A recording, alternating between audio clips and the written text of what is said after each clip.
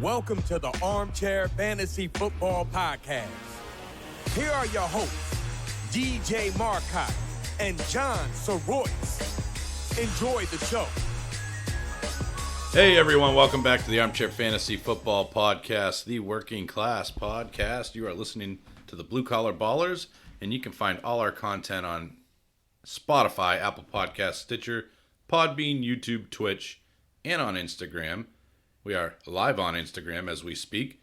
Instagram armchair_fantasy_football. We are on Facebook at Armchair Fantasy Football and on Twitter at Armchair FF Pod. And of course, we love when you guys email us questions, comments, concerns at armchairfb@gmail.com. How you fellas doing today? Good. You guys ready to poll the pod? Go for it. All right, let's get right down to it. Poll the pod question for today. First of all, we're talking about 10 things we love about fantasy football today. But before that, let's poll. Today's Poll the Pod is brought to you by the Armchair Fantasy Football Podcast, our favorite sponsor and only sponsor, ourselves. And the question is, for Poll the Pod today, which current backup NFL running back is most likely to take over the lead role in 2020? John, I'll start with you while I crack my sugar-free random energy drink. All right, it's all you, brother. Okay, what are my four choices? You didn't name. You don't have four choices. You just anybody. Oh, Pick anybody. Yeah. Okay. I'm gonna say Cam Akers. Of the LA Rams. Correct. Tell me why you think that. I think they drafted him with the intent to start him. I think they not just to create the competition between the other backs, but they drafted him high for a reason. They want him to take over that backfield, and I think that he will probably start by week 3. If not earlier. Yeah, I don't disagree with you. I love Cam Akers, what he did in college on a bad offense, behind a bad offensive line, still produced. Would have liked to see him with a little bit better draft capital, but definitely a guy that could easily take the lead role over there, competing against Malcolm Brown, who's just kind of a career backup, and Darrell Henderson, who I'm not a big fan of. Tom, I know you're a believer in Henderson, but do you think Akers, Tom, can take over that lead role from, I would say, Henderson at this point, but it could be Akers' job to lose too? It depends who the coach wants. Right now, it's all up in the air. We don't know what's going on yet, but it is a battle right now. But Akers could be the running back of week 1 or week 15. We don't know yet. Yeah, and like you said, that's a battle that will be won in camp to a large degree, and of course, preseason, assuming that there's preseason games going on. But I definitely could see that happening, John. However, I got a different guy. I'm coming from a different angle, and it is a rookie also. And I don't think, like you said, Cam Akers could take over the role in week 3. My guy is going to cook a little bit more. He's going to be in the oven a little bit more. It's going to take a while for that turkey to pop, but when it pops, it's going to be lightning. And that's J.K. Dobbins over in Baltimore. I really, really wanted him in our Dynasty League. I offered 2 first-round picks, 2 third-round picks, $50 fab, and Malcolm Brown. And the guy didn't even give me the time of day. Didn't even look at the offer, I don't think. Because obviously J.K. Dobbins, he likes him as well. I look at Dobbins as a guy that's a perfect fit for that offense. It's a run-pass option style offense. And that's the type of offense that he really excels in. So I love the prospect of J.K. Dobbins over there in Baltimore. Probably going to take a little while. And there is a lot of competition there with Gus Edwards. And, of course, Mark Ingram. And Justice Hill, thank you. Thanks for the save there. But I really think J.K. Dobbins, talent-wise, is head and shoulders above those guys. What do you think of Dobbins' opportunity to take over that role, John? Dobbins, I think he got a lack of disrespect in the draft. A lack of respect? Well, lack of disrespect. He got disrespected because of the combine. He didn't compete. So he got a lack of respect. Lack of respect, sorry. Via the disrespect. Yeah. Okay. We got there. Yeah, Dobbins is very, very talented. After watching multiple games of Ohio State, just on his highlights, but looking at his stats and everything, the biggest thing I saw Dobbins actually really struggle with, but it's something that can be worked on, and that's pass blocking coverage. Especially in this offense, he can get away from not pass blocking as much because they're so good at fakes there. Lamar Jackson himself. Oh, right, dude. Lamar Jackson's the king of fakes. Yeah, so Dobbins is a perfect fit for this offense. He really is. The biggest question is what is going to happen to Mark Ingram. And what I mean by that, does Mark Ingram still stay his low usage of carries like he did last year, 10 to 15, nothing high? Because if he does, he'll last longer durability-wise. If they start pounding on the ground, then I can see Dobbins coming in earlier. But they drafted Dobbins with the intent of him taking over at some point. If it's not this year, it'll definitely be next year. But I think Dobbins is a safe pick, a great running back. Like I said, the only thing I saw wrong with him was pass blocking. Thom, what do you think about J.K.? It's just too many mouths to feed in that backfield now. Even with Lamar, you got 3 guys, then just too many are there for him. Maybe at the end of the year, Ingram, they weed him out of the offense. Gus gets a little less carries. Come playoff time, it could be his team. It's an uphill battle there, but I feel like it's an uphill battle there every year, which is why you see a different leading rusher on that team virtually every single year. I just think he's that much better than the rest of the guys, and I think he's a superstar in the making. Thom, what's your who's your backup running back you think has the best chance to take over in 2020? This guy was injured last year, the whole year, but Bryce Love in Washington. He's an intriguing guy. We don't really know what he's made of at this point. I would assume we're considering Darius Geis the lead back there. Yeah. And I would also say it's safe to assume that Darius Geis would probably give way to that role via injury. Are you worried about some of the other guys that are there? They had drafted kind of a switchblade type of guy. Help me out, John. Oh, I'm trying to think of the rookie. Not McFarland. McFarland was Pittsburgh. No, he was Pittsburgh. I get these guys messed up all the time. I'll look it up real quick. Yeah, I know who you're talking about. He's a rookie. And didn't they also, and I know, forgive me for even bringing this name up, but as we like to call him around here, Chef Barber D. And the reason we call him that is because he's not like the really good home cooked mac and cheese. He's like the canned Chef Boyardee version of that. So that's where that nickname came from. But are you worried about any of those guys? No. He was back up in college to Christian McCaffrey for 2 years, and the year he wasn't hurt, he had 2,000 yards, so he couldn't be a lead back for them down the line. Just injuries is his only downfall. But the ACL injury is supposedly going to be healthy by week 1, so. Yeah, I like the Bryce Love take, John. What do you think about it? Bryce Love was very talented in college. Like Thom said, before he hurt his ACL, he was actually he was a Heisman candidate for a while. So real quick, right now, we forgot about the baby killer. They have Darius Geis, Adrian Peterson, Peyton Barber, Bryce Love, Josh Ferguson, and Antonio Gibson is the rookie that we were talking about. They got like 100 backs over there. So talk about, and not to poke at you, but you talked about J.K. Dobbins in a situation where there's so many mouths to feed. What makes this different, Thom? They don't have a running quarterback. He's a passing quarterback, so that's one less guy. True, yeah. All right, sorry, John. I didn't mean to cut you off there, but I just wanted to go through the list of guys. So your thoughts on Bryce Love? Bryce Love's talented. He was talented in college. Question is, going to transform at this level, at the pro level, and can he fend off a Geis who's been touted but been very injury prone? Geis is a very talented back as well. Just seen a lot of injuries, and then you still got AP. Even if AP gets 5 to 10 carries, that's still 5 to 10 carries less for Love. Yeah. And picking up Barber, I'm not even talking about Ferguson. They've drafted Gibson as well, so a couple of these guys are going to get eliminated through training camp. And I think that's going to be Barber, and I think it's going to be Ferguson are the 2 out. What I like about Gibson is he's, they kind of talked about McCaffrey as a comp, the coaching staff did, which obviously is ridiculous. This guy's not McCaffrey. This guy's 6 foot 228. He's a big boy. And they've got a couple other big boys there. Peyton Barber's 228. Darius Geis is 224. But if they're looking for a little bit of more of a speed situation with Bryce Love 5'9", 200 pounds, I mean, that might be a guy that could really just, because he's different from all those other guys, he could stand out from the rest of the pack.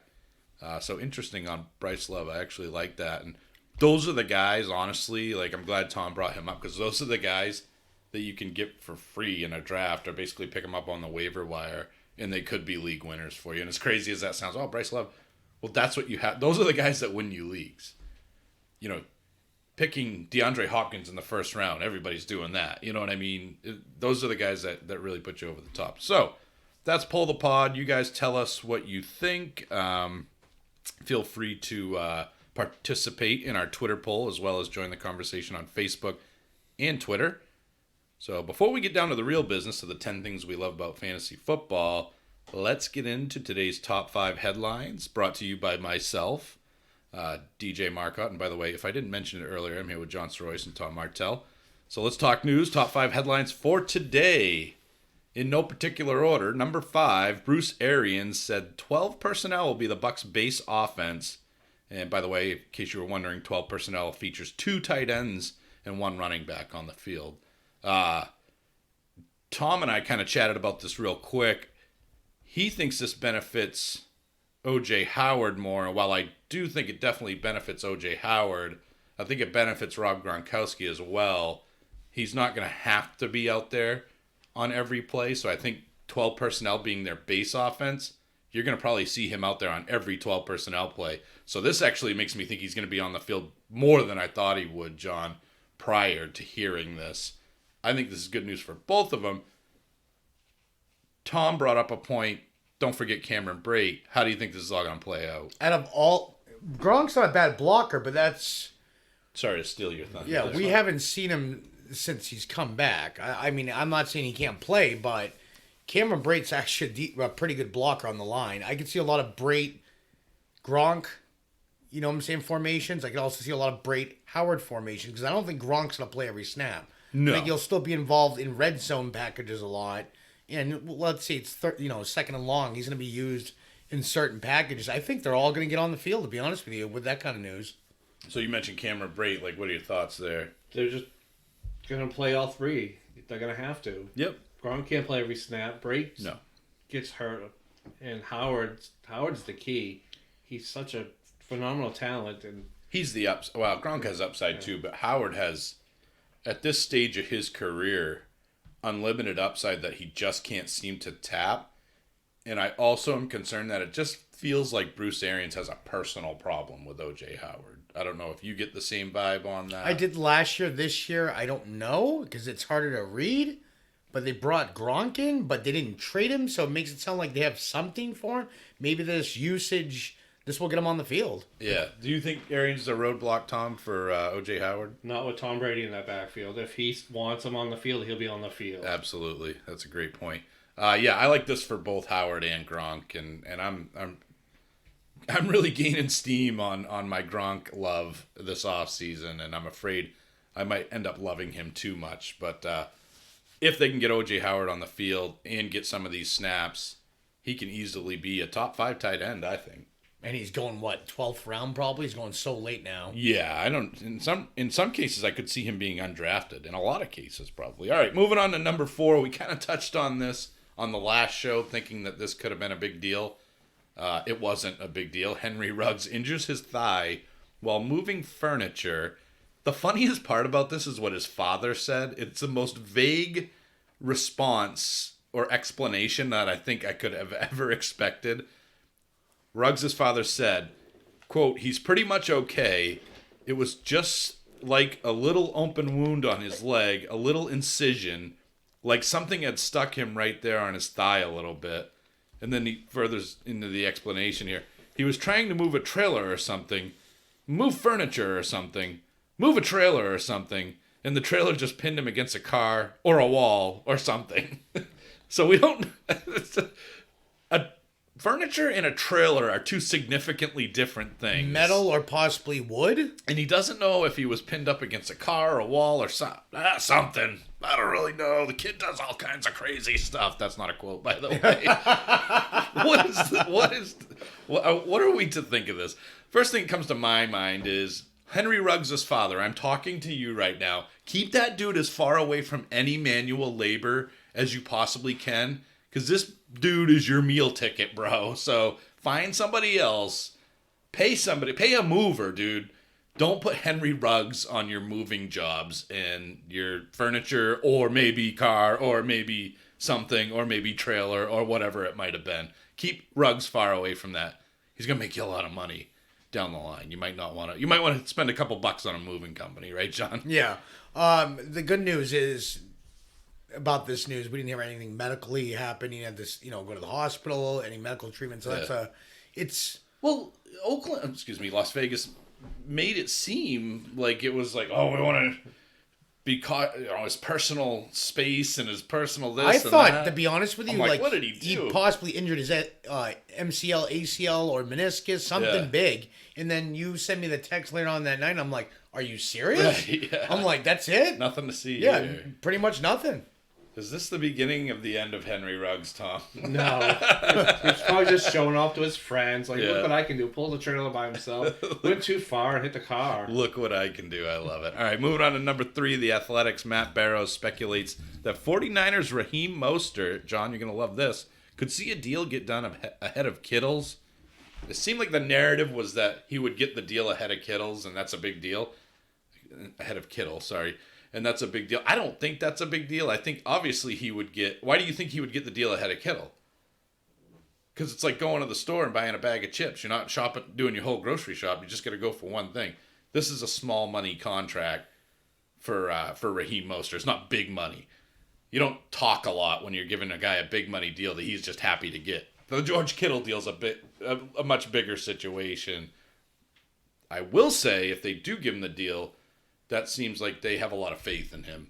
He's not a free agent coming in and getting a big deal like Tevin Coleman is. He's a guy that kicked around the league, got to their system, and really impressed him. And he earned their respect.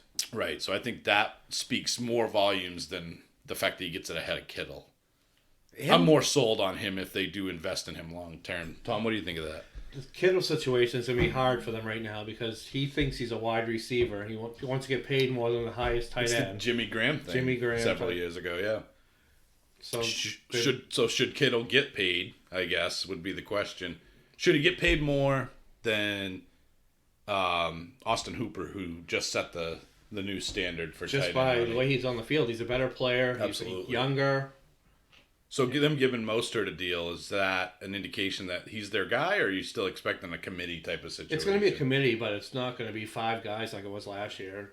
God, let's hope not. Well, Breida's out of the picture now, but we also don't know what Jerick McKinnon's going to come back and McKinnon's still looming, like Smeagol from Lord of the Rings, just like looking, peering through the woods, just waiting to just scoop in there for his precious. And then you got Tevin Coleman, of course. And again, this is a team that, there could be another guy to surface and be relevant and take carries away. It's just a team that I'll avoid, but if Mostert gets this deal, I'm a lot more intrigued by him, if that happens. The only thing You're a big Mostert guy. Mostert, he actually did really well last year, caught on, but the other bad part of it is, if you watch some of the games, even when Mostert got hot, there was a couple of times he got stuffed, they put in Coleman got hot, Shanahan rides that hot hand. He don't care if you were good last game. If you start off the game with, 8 carries for 110 yards, kind of like Mostert did. He's going to keep you in there. He's going to keep you in there. Right. And it's the hot hand. That's the only thing that scares me about Shanahan.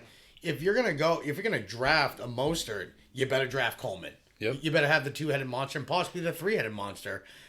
I like Mostert, but with all that competition around, I'd have to get the handcuffs. I'd be happy, and I think you guys would agree, and we'll move on to number 2 here. I'd be happy if Raheem Mostert was Devonta Freeman and Tevin Coleman was Tevin Coleman, from the Atlanta years. I'd be pretty pumped with that. Yeah. All right, number 2, Titans OC said Derrick Henry's workload this season depends on how games go. Quote, we'll see how the season evolves for him and if another running back emerges. Also said, quote, it's probably better for the offense if more guys are touching the ball. Does this make you nervous, John, for Derrick Henry? No, yes and no. They know he's the true workhorse. I think this is kind of a smokescreen not to play favoritism towards Henry. But it makes sense what he's saying, though, too. It's his touches are going to be limited based on the game. Well, yeah, if you're down 28-0, you're not going to run the ball. You're going to sling the ball. I mean, that makes the most sense. I don't think Derrick Henry's got anything to worry about. After last year, they're going to feed him the ball as much as they can as long as they're not getting blown out. If they're getting blown out, then they're going to sling the ball. So, just real quick, there's plenty to choose from. This team currently has 8 running backs on their roster. Sean Wilson, Senorise Perry, Darrington Evans, a rookie this year, Cameron Scarlett, David Flulin, Dalen Dawkins. I like this guy's name. Kari Blazing Game. I mean, he's got to be good, right? His last name's Blazing Game. And, of course, Derrick Henry. A bunch of nobodies. The only guy stands out there, to me is Darrington Evans at 5'10", 203. He's basically, to me, Dion Lewis's replacement. I don't really see a lot of relevance to this quote, and I don't really know why they said it either. What do you think? Is this a thing, Tom, or is it Derrick Henry's show? There's nobody there. It's Derrick Henry's show. I just named the names. It's. I think we're on that list too. I think so. I think Tom Martell is. You're the practice squad. Squad. Okay. You got some work to do. But yeah, no. Let's move on from that. Interesting thing to say. Obviously, they like somebody enough. Maybe it's Darrington Evans to make that comment, but it's Derrick Henry's show, and he saved that team and made that team relevant last year. I think single-handedly. So. No reason. If it ain't broke, as they say, don't fix it. Number 1, everybody seems to be coveting Devonta Freeman, at least teams that have a need at the running back position. This time, Bruce Arians on Freeman. We're interested if the price tag is reasonable. He went on to say that they don't have a ton of money there in Tampa Bay. The big question to me is Devonta Freeman, does he say, all right, I'll take a little less to play with Tom Brady, or is this just another team that's not going to be able to get him because he's asking too much and is willing to sit out the season if necessary? John, what say you? I think the biggest question Devonta Freeman should be asking is if he wants a title. I would think so, especially where he was close to it in Atlanta, and then Matt Ryan got a really big fat payday to throw the game. So actually, it wasn't really Matt Ryan's fault. It was the defense. What is Freeman, fault, right? 29 now? I think he's 29 or 30. I can look that up, though. Look that up. Would you like for me to look that please? Up? Okay, thank you. I would say at his age, like we said earlier, he's not going to be the lead back unless something happens. The other part of it is you have Keyshawn Vaughn there. You also have Ronald Jones. Can he beat either one out? If he's going to go to Tampa, he's going to base it on the fact that he's going for a championship and playing for a lot less money. I personally think that he's still money hungry. He's going to make the wrong decision to not sign with him. He's 28, by the way. This is bad news for Ronald Jones, in my opinion, Tom. I don't know if you think it's bad news for Keyshawn Vaughn as well. I could see Freeman going in there, getting hurt, and then Vaughn taking over. That's what is going on through my mind in this scenario. If he signs, does it really matter?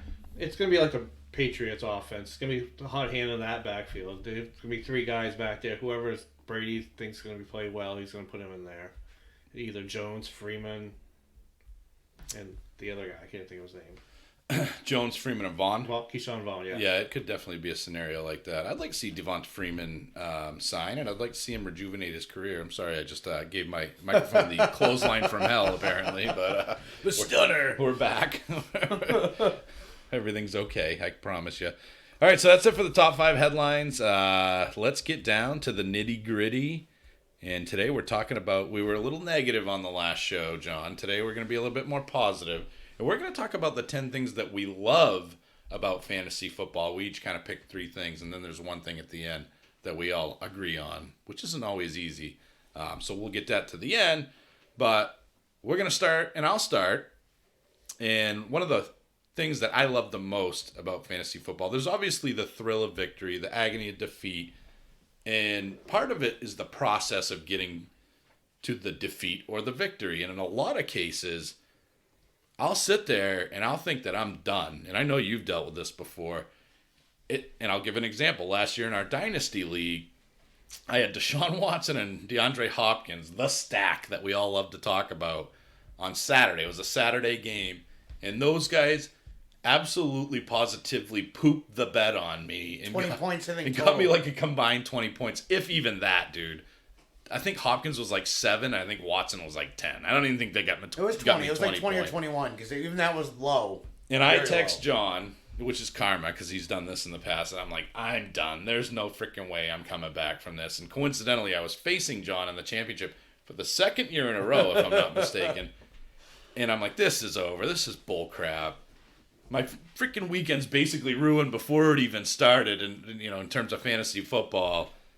And then the next day came. It was Sunday, and I had Saquon Barkley, and I had Alvin Kamara, And I had various players. I had a very, very good team. I had Chris Godwin on that team. George Devontae Adams. I can remind you. Devontae Adams, yeah. I know who was on that team. Yeah, they were good. I think I might have started Miles Sanders. I may not have. Fournette. I had Fournette. You started Fournette over Sanders that week. It was a dream team, and I was going to lose, and then Sunday happened, and I destroyed you. I completely obliterated you. And what they call that, John, is the comeback. And that is one of the 10 things I love the most about fantasy football, is experiencing that comeback. It's so exhilarating. You're dancing around your living room. You're losing your mind. And I know you felt that comeback before as well. It's great. The comeback's the best thing. You can Juju Smith-Schuster. You can sit there and look at your the scoreboard, and you're like depressed. And you stop answering texts. We both have done that because we're so pissed off. And you look at that scoreboard, and you're like, I'm down by 50. I've got this guy. I'm done. You kind of just shut off your phone. You watch football, but you're not really soaking anything in. Yeah. And then you're like, wait a minute, do I have him? Then you start checking your phone. You're like, oh my God, right. I've just taken. He's got me 50 points. I'm back in this. And you're just sitting there. You're watching every second because you're like, give him the ball, give him the ball, give him the ball. And then when you finally win, it's like an explosion. It's fantastic. It's the best feeling in the world. The comeback is like, it gets the endorphins going, man. It is so fun and such a good feeling. And of course, there's the other side of that. And we've all been there before too. But one of the things I love the most about fantasy football is that comeback. Thom, have you experienced the comeback? All the time. It happens. Every year happens like that. Yeah. He doesn't get as excited about it as I do. But I don't know. It's when you feel like... I'm really beating up my microphone today. When you feel like you're absolutely done and it's one thing to come back from like 20 to 30 points. But I'm going to tell you guys, when you have two players in and they both poop the bed on you, fear not. Because there's still a lot of game and a lot of playing and a lot of players left to go. And it's even better than a regular win because you came back when you thought there was no chance. Especially in a championship scenario like we were in last year. It was pretty great. I tried not to poke the bear, though. I consider that John was on the opposite side of that. And you must have felt pretty confident going into Sunday, at least. I was confident, but then I saw who you still had left, and I'm like, ugh. This is the who's who of... Yeah, and you start looking at, okay, he's got 4 players left. I have 3. And of course, my 3 just barely even get over double digits. And I'm just like, I need a miracle. And then each one of my guys. I think I was down. I think I was down by 20 with 1 player left. He still had you had like 3 players still left, and it was just Pound Town after that. And I scored like 180 points like 3 weeks in a row, dude. I was just I scored my average, which was like 140. I think you scored more than that. I think you scored 190. I scored that week. Yeah, because I scored like 130, 140, which is like my average, and you scored like 190. I'm like, this is a joke. I could probably look it up while you talk about one of your things you love. I will talk about one of the things I love. The one thing I love about fantasy football is the escape from reality. Especially right now. Yeah, in a time like right now, we have coronavirus, we have protests, we have riots. And you know what? What better than that to escape into your own dream and your own different reality of fantasy football. Fantasy land, if I may, yeah. So, obviously in fantasy football, you control, for the most part, what happens, but it's a different reality. It's like there's no worries. You do your studying, you do your stats. You're looking at teams. You're looking at different ways to stack your team. Maybe find a sleeper. It's just there's so many different possibilities with fantasy football that it's just an escape from regular life. Sometimes when you can just sit down and there's so many different things you can do. But the thing about fantasy football is you can do it 50 million different ways. By the way, you were being dramatic. I only scored 168.2. And you scored 122.8 in the finals. So still, I still got my butt by 40. Oh, yeah, you got destroyed. I wish I could look at the box score on it. I also, coincidentally, we have Roto championships in our league. I also scored 1,790 points for the season.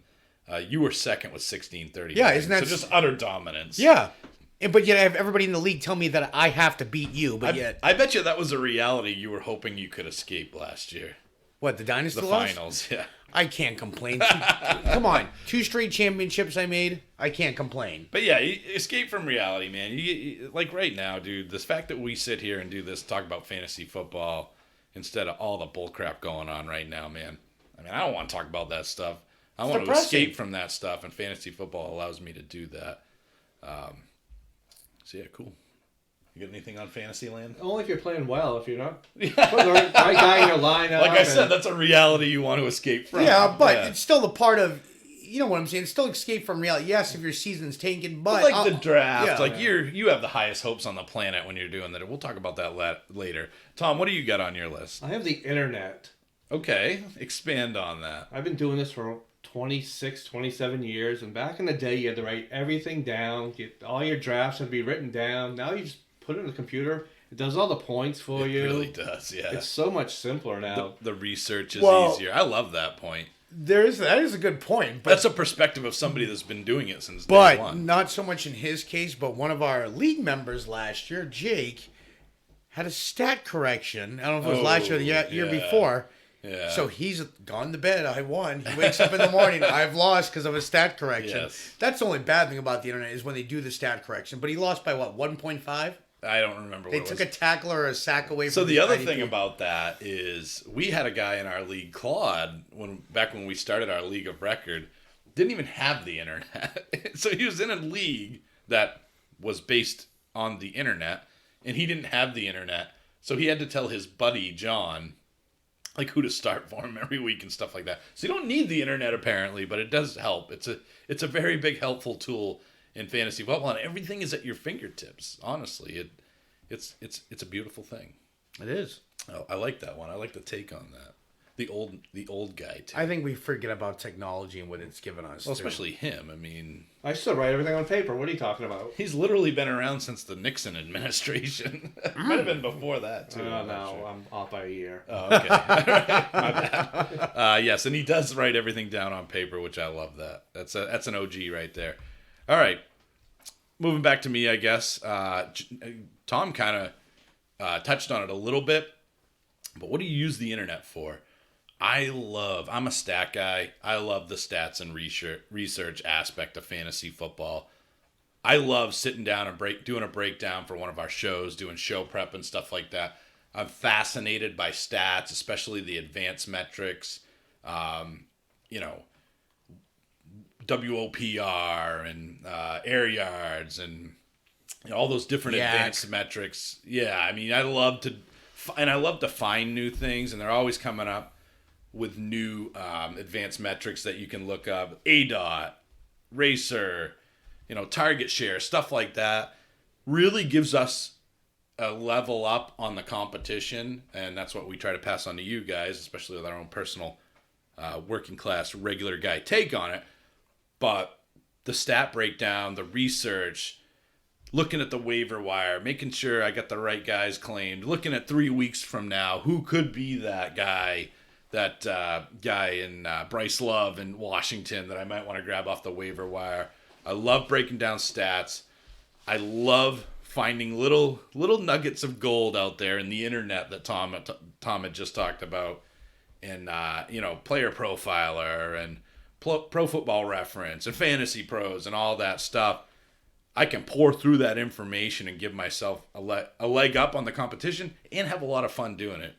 John, I would assume that you're also a stat guy. I'm a stat guy, but I'm also a beat reporter guy. So what I mean by that is... And that's part of it too, yeah. Yeah, it's... research. It's research, but it's also having, I have a lot of beat reporters I have on Twitter that I get, information from it that's not always out to the public yet. You would say that. There's times hey, this guy got traded. Well, I don't see it yet on here. Well, I already know. Well, it may not be out to Roto World and stuff but like there's that, been times because of that. But it's out to the public. Yeah. It's on Twitter. Yeah. Spoiler alert. But that's the thing. A lot of people don't use Twitter like they should. It's true. And that's the thing. You can find a lot of good info. Him. Yeah. You can find a lot of good info on I got Tops, man. I don't need Twitter. Yeah. Do they make football cards? I don't know. Tops? Top Not anymore. Okay, sorry, my bad.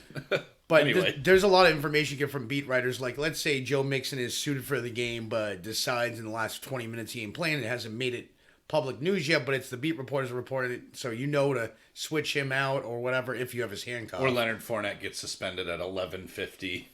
Yeah, you're waiting for that kind of news. Right. So I love that part. some people still don't partake in that part of social media, and I think they're missing out. Yeah, it's definitely we make fun of the magazines. Like, it's a magazine that you can look at minute to minute and get constantly updated on stuff. I mean, look at the Kobe Bryant news. When we're at our Fantasy Football Awards, when I had read off Kobe Bryant just passed away, everybody's looking at me. I'm like, no. Did that seem like it happened in 2020 and also, like, on a did. serious note, Yeah. like, looking back, like, that, you thought that was the worst thing that was going to happen this year, but we'll move on from that. Thom, I know you're a stat guy. You take a different approach to it, though. I have the old school approach. I just look at the regular attempts, targets, receptions, and yards. But you're a big card collector. You have been pretty much your whole life. Yes. And at least your whole adult life. And not really a fun fact, but there's a fact about Thom. Thom had compiled this monstrous card collection. Your house actually burnt down and you lost it all. Yes, 2 years ago. 2 years ago, and have since been reaccumulating cards over the last couple of years. So you've seen every stat there is to see, even just looking at the back of a football card or a baseball card. I love numbers. Numbers are fun. Right, yeah. So yeah, that's my second thing. John, what about you? What do you got next? What is my second thing? Yeah. Okay, this is what I love about fantasy football, especially for me lately, the way things have gone. Injuries? No. There is something for everyone to partake, every type of league. Oh, we always mix it up, don't we? And that's what I love about fantasy football. It's not like other leagues, it's just this, it's just that.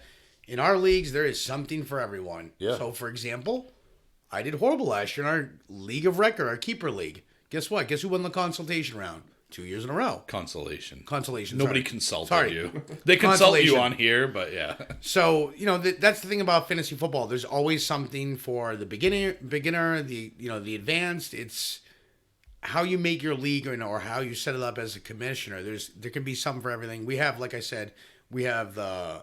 Dude, we have the Gold Jacket League. Yep. Which is champions only.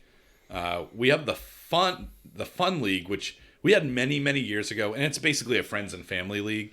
But check out I'm going to just read through some of the stats that we have on here. For passing yards, it's 1 for every 15 for quarterback.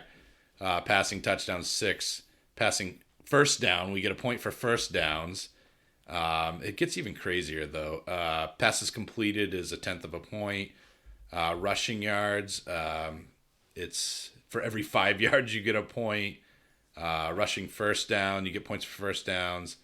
In the roster size, looking at the roster size, it's 2 QBs, 3 running backs, 4 wide receivers, 2 tight ends, 2 kickers, 2 IDPs. So we just having some fun there, you know what I mean? Just to goof around. We have our tag team league where there's 2 or 3 owners per team. What else do we have? We have the Dynasty League. So in our franchise of leagues, so to speak, we have something for everybody, literally. And you can do best ball, and you can do all kinds of daily stuff. Like, there is so much out there right now. And we do Roto in our league, and Thom kind of inspired that because he's like, I want Roto, and there's no Roto. And I'm like, you know what, there isn't. Why can't we just do it? You know what I mean? And then we started doing that. And again, I look at that as a more important championship to win than the playoff championship. So, yeah, it's great, man. It's something for everybody. And I will tell you, if you start fantasy football, I don't know how you don't get hooked on it because it's just, I don't know, it's fun. You almost retired. Almost. I'll never retire. I'm Ric Flair, baby. I'll tell you I'm retiring, and then I'll hit you with a low blow from behind. So. You didn't take the steel chair to me. No, I did last year in the Dynasty League. Wow. We can talk about that all day. Thom, what do you got next on the I'll list? piggyback off what he just said. It's Okay. a family thing. It is. Our draft we're doing this weekend, my wife's in it. Both of your kids are both in the draft. Yep. Anyone can play it. Helps Yeah. with the kids. You can teach them about football a little more. And Caden's first year, our cameraman First Caden, year. John's son, his first year. Excited. Yeah, we got to show him how to draft on Sleeper, apparently. That's your responsibility, by the way, John, just in case you were wondering. We're not doing it for you. I want to win, so I can't help him. Wow, let the kids win, right? No. I just want another trophy to throw in the mantle. Learn the hard way. It's like Ivan Drago, I must break you. But yeah, no, I totally agree with that. And, my son is a huge Bengals fan, not only just the fantasy football aspect of it, but just sitting down. How often in this day and age do the families sit down and huddle around anything, whether it be the dinner table or the picnic table or, the football game. And that's what we, every week I get to spend. I mean, I spend quality time with my kids all the time. There's nothing I'd rather do, but, for my son and I, for my dad and I, when I was growing up and up until he passed away, like, our big connection was always sports. And I wish my dad had a chance to play fantasy football because he'd be damn good at it. And it's just that connection that you make. And I'll kind of piggyback too, because the next thing for me was relationships. And Thom talked about the family aspect of it, John. But how many friends have we built and had built friendships with over the years just because of fantasy football? Like, that's a big part of it. Not to mention, when we first started, I wouldn't say we were scrambling. We had enough people to do the league. But now we have a waiting list for all the leagues. Exactly. Who would have thought? I mean, exactly. So we have people saying, well, I'm not going to do the league this year. Bye. We have somebody next. Yeah, it's like next man up. Next man up, yeah. So we're always ready. And it's the one thing is that our league, all the leagues actually have just have gone from, I don't want to say the bottom. Like, we started off good. We had the people. We had the right setup. But now it's like if somebody leaves, we don't even blink an eye because we know we have somebody that wants to step up to the plate next. Yeah, so my last one was relationships. And you talk about, like, we did 3 events a year. There's this year's been kind of crazy, so we decided to go to 2 events a year. But we have draft day, obviously. And we all get together. We go to IHOP in the morning for the draft day breakfast. We do the tag team league. We barbecue for lunch. And then we do the keeper league, which is like the main event, the coup de grace, so to speak. And it's just a fun day that everybody gets together, has fun, maybe has drink some suds, you know what I mean, or Pepsis or Mountain Dews or whatever it is that people want to partake in, and it's great. It's fun. It's a fraternity is what it is. And the same with the other event we have is the Combine, where we give out the awards. I mean, we have championship belts. We have one's right on the table there. We have everything you can think of, rings, trophies. It's just fun. And then we do like different things like the draft raffle, and it's just hanging out with a bunch of dudes and chicks that love fantasy football. It's a fraternity. That's the relationship that it becomes, as a fraternity, and I wouldn't have it any other way. So who's next on the list? I think I am. So last thing for me that I love fantasy football is, and I really haven't had to deal with this that much, but some people do. If your real life team sucks, your fantasy boy, storm's coming, bro. The storm is coming. I didn't say that. Your fantasy teams still have a chance. So depending on how many leagues you play, not this past year, I think it was 3 or 4 for me, but the year before it was 7. Good chance to, if your team is not doing well, they get eliminated. You can root for your fantasy teams. And thing is, once your real team is done, you can root for your fantasy teams, especially if they're still doing well or you're still in the hunt. And even then, even if your team's doing well, you're living off your fantasy teams. I know through the years, I'm not saying I'm not a Pats fan anymore, but I've become a more. Of course. No, I'm imagine that. No, I'm still a Pats fan, but what I'm saying is Sure. No, you would agree with this once I say it. A more love for the game as a total. Of course, now that they're not going to win championships anymore. No, I'm saying in general. Even when you knew the Cowboys, you still like fantasy. The NFL. So listen. I'll prove your point here. Cowboys are my favorite football team. They're not just that; they're my favorite sports team, and have been as long as you've known me, which is 20 years, right? 25. More than that, yeah, probably about 25 years. Almost since birth. You know what I mean? And they are my team. I love them more than any other sports team in the planet, and I've been with them through the good and the bad, and it almost ended. I was like, if Jason Garrett does not get fired, I'm out of here. I can't handle any more of it. But they did the right thing. They got rid of that clown, and now he's going to go ruin the Giants, which is even better. So that's how much I love the Cowboys. But they're not my favorite team. The Dropkick Donzos are my favorite team. My fantasy team, I don't care if the Cowboys win, lose, draw. I don't care. The most important thing to me is if my fantasy team wins and takes home a championship. So for me, that's my favorite team. And the Cowboys have sucked for a long time, so thank God I do have my fantasy team, to your point, because it's been 20 years plus. And that's the thing. It's not even the players. You feel bad when you see like an Ezekiel Elliott, top 5 back every year, top 3. tremendous talent, but then it's a coach that just spoils it for him, or one wide receiver, or somebody on the defense. But yet you have your teams, you live through your fantasy guys, and it's great because you find that either one or two players on your fantasy team or fantasy teams that you have that you're just like, thank you for bringing me there. Yeah. And it just changed. Like last year, I wouldn't even be in the Dynasty playoffs if it wasn't for McCaffrey. Right. McCaffrey carried me. He really did. Yeah. 30, 40 points a week, and thank you, McCaffrey. And then we lopped his head off in the finals. I just want to keep going back to that game. So, Tom? I forgot what the question was. So it wasn't a question. It was and you've had some success with your football team at the Giants. Yes. Every decade we get one championship. But it gives you something to root for if the Giants are trash, which they are. Last couple of years have been trash. Right, yeah. It gives you something else to root for. And the other thing, too, the kind of the underlying factor is it gets you interested in virtually every team in the league. Like, you can be rooting for a player on every team in the league. You know what I mean? Like, I'm a Cowboys fan. George Kittle and Travis Kelce are gods to me.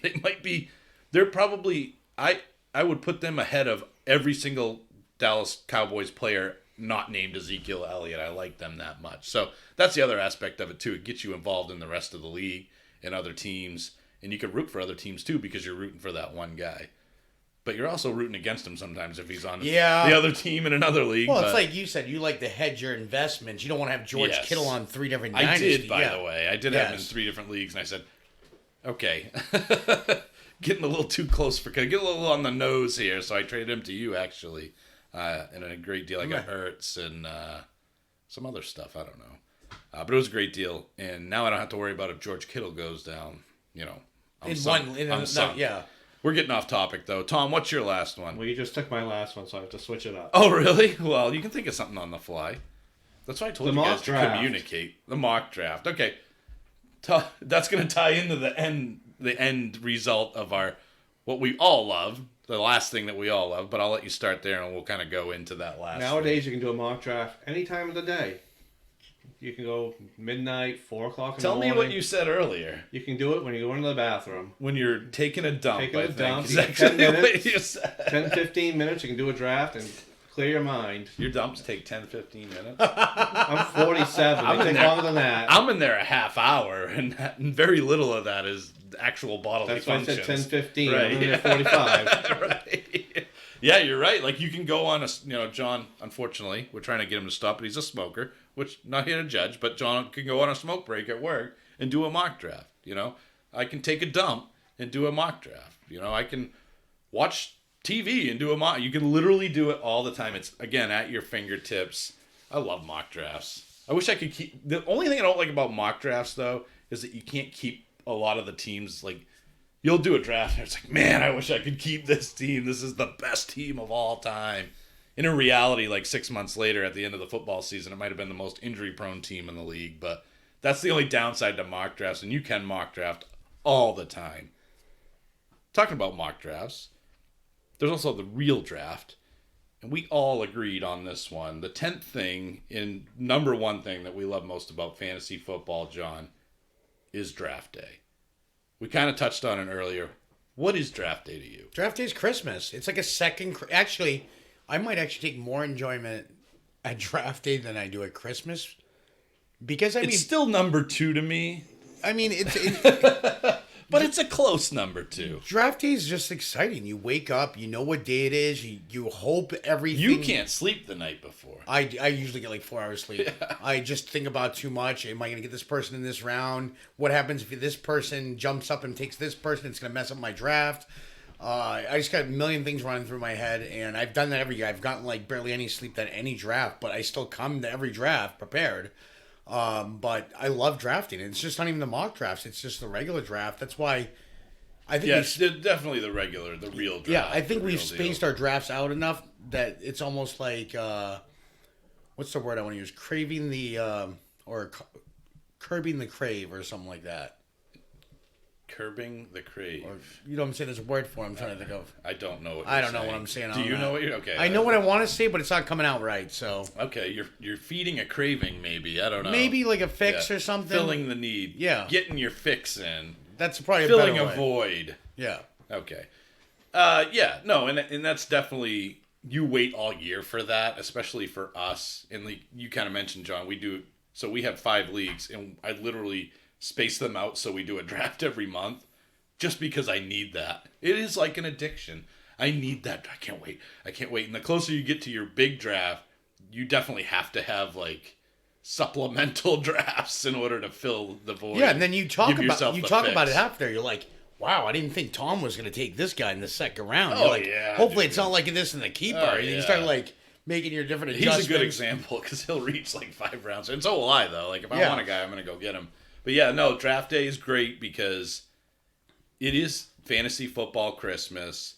It's a culmination of all of your hard work in the off season. We actually record it live, and we're going to be doing that again this year. And last year, it was kind of live. We taped it live. This year, it's going to be live on about every platform there is. It's going to be awesome. That was the fun thing for me last year, is that we recorded. We had an audience. This was the tag team draft we recorded, and it was huge for us. And it was probably our best rated show actually ever throughout the year plus that we've had. So draft day means a lot. It means even more now in the podcast era of the Armchair Fantasy Football Leagues. Thom, what is the best part of the year? Is the draft like the crescendo, and then after that it's all downhill? For the people that do the bonehead moves early in the draft. Yeah, dude. They draft a kicker way too early, or they'll do just... Mark used to draft 2 kickers. Or IDP in the third round. We're all looking at each other like, Yeah. oh, okay. Yeah, Luke Kuechly, 3rd round pick. Yeah, that's a good point. Like, or the other thing with the draft, and it's fun. It's annoying, but when you think about it, it's really fun because we get to pick on the person. 10th round. Oh, I'll take Christian McCaffrey. It's like, homeboy went off the board like 9 rounds ago, dude. And that's a horrible example. But there are guys like, you might get a Calvin Ridley. Somebody's looking for him in the 8th round. It's like, that dude went like 5 rounds ago. Where have you been? Then the second name they name is another person gone. Oh, yeah, that's happened before. Like, people double down on the fact that they've basically drafted 3 guys. I think it's happened 3 times in a row with one person. Yeah. And we just kept saying, nope, already taken. Nope, already taken. Then the clock's ticking. Well, their magazine, they've been shuffling through their magazine, and they crossed all the names off already for the first league. So they're lost for the second league. But yeah, that's a huge thing. Bonehead moves by, I think this was on one of our episodes before, bonehead drafters, basically, that aren't paying attention, or they draft a guy that's like a ridiculous reach. Well, draft 2 kickers. No. What makes me laugh... Somebody literally drafted 2 kickers way back in the day. The best is when they're sitting there and they're all hyped about it, and they're like standing up, they're like, I got Rob Gronkowski. I want Rob Gronkowski, and you're like, he went 4 rounds ago. And they're and you just completely they're all hyped up that they got a steal of the draft when he already went and they weren't paying attention. Yeah, so the boneheads of the draft are definitely another element to what makes the draft day fun. There's just so many things. Draft day for us is, I think, August 16th this year. We might play with the date there. But it will be a live show for us. And it's going to be freaking awesome, man. I can't wait. Breakfast, barbecue, beer. I mean, what? In football. I don't know how you can think of... Well, I mean, there's one thing missing, but that's not very appropriate. So we won't talk about that. But anyway, probably a short one today. Just busting through the top 10 things we love about fantasy football. Did it a little bit different than we did last year. Last year it was 10-1. This year we're just kind of popcorning and just basically shooting the breeze about fantasy football. Next show, however, is going to be a little bit more serious because we're checking in, John. Where are we checking in? Hot Take Hotel. We are checking into the Hot Take Hotel, and I got the 2 biggest hot take artists that I've ever met in my life here. So it should be very interesting come next Tuesday when we put out Hot Take Hotel number 1, Checking In. And there will be another episode later on. Can you guess what it's called? Checking Out. Checking Out. So this going to be really fun. Hot Take Hotel, one of our favorite episodes. And we'll see you then on the Hot Take Hotel. Thank you for listening to See the you guys. Armchair See ya. Fantasy Football Podcast. Thanks for supporting the show. Until next time.